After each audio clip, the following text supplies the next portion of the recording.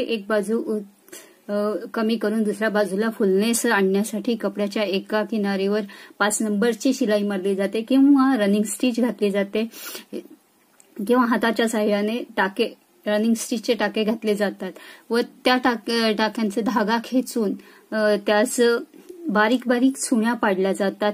ह्या चुण्या पाडल्यानंतर कपड्याची वरील बाजू ही कमी होते आणि खालील बाजूला फुलनेस येतो। अशा प्रकारे वरील बाजू कमी होऊन खालच्या बाजूला फुलनेस आणण्यासाठी ही गॅदर्स केली जाते। गॅदर्स ही वेगवेगळ्या ठिकाणी वेगवेगळ्या पद्धतीने वापरली जाते।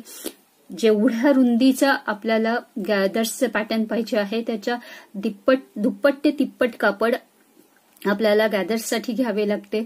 गॅदर्स तयार झाल्यानंतर त्यावर शिलाई घातली जाते। गॅदर्स ही वेस्टलाईन, कफ, नेकलाईन, योक त्याचप्रमाणे चिल्ड्रन गार्मेंट्समध्ये जास्त प्रमाणावर वापरली जाते।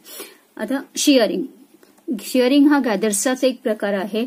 गॅदर्स आपण हे सिंगल शिलाई मारून किंवा सिंगल रनिंग स्टिच घालून धागा खेचून तिथे चुण्या पाडतो।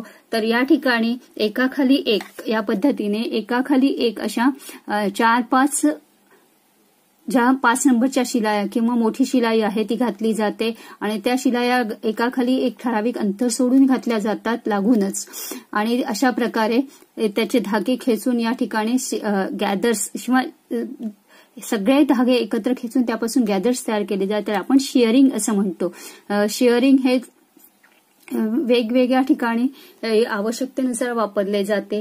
बाहीचा तळघेर फिनिश करण्यासाठी, कमरेचा भाग फिनिश करण्यासाठी, त्याचप्रमाणे नेकलाईनवर देखील याचा वापर केला जातो। याचा वापर वेगवेगळ्या पद्धतीने आपण करू शकतो। सजावटीसाठी बहुतांशी याचा वापर करतात। या ठिकाणी एक बाजू कमी होते आणि दुसऱ्या बाजूला तिथे फुलनेस येतो।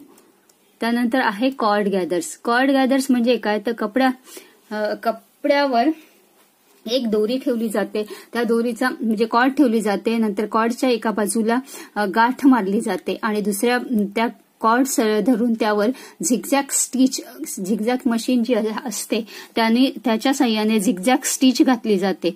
झिगझॅग स्टिच घातल्यानंतर तो जो कॉर्डचा भाग आहे तो खेचून घेतला जातो। खेचल्यानंतर त्या कॉर्ड्सच्या साहाय्याने त्या कपड्यावर चुण्या पाडल्या जातात आणि ते वेगवेगळ्या पद्धतीने सजावटीसाठी वापरले जाते। त्याच पद्धतीने इलास्टिक गॅदर्स देखील असते।